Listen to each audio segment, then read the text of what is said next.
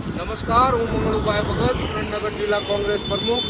અત્યારે આપણે થાનગઢ ઓવરબ્રિજ ઉપર ઊભા છીએ અને અમારી થાનગઢ નગરપાલિકાની જે અણઆવડતના હિસાબે સરકારને અને બીજીવીસીએલને કરોડો રૂપિયાનું વાર્ષિક નુકસાન જતું હશે કે અમારા ગામમાં 70% સ્ટ્રીટ લાઇટો ધોળા દિવસે ચાલુ રહેશે અને રાતે બંધ રહેશે. એટલે આવડી આ સ્ટ્રીટ લાઇટો ગામના નગરજનોને બતાવો હોરે ઓવરબ્રિજની કે આ વીજળી રહી મફત નથી આવતી અને આ બીજીવીસીએલની વીજળીની તમે કિંમત કરતા શીખો કે તમે વીજળીની ચોરી કરો છો.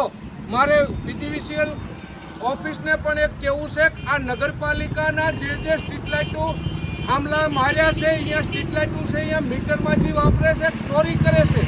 એટલે કહેવાનું એ છે કે આ અમારી નગરપાલિકાની અણઆવડતના હિસાબે અમારા ગામમાં દિવસે 70% સ્ટ્રીટ લાઇટો ચાલુ રહેશે અને રાત્રે 70% બંધ રહેશે.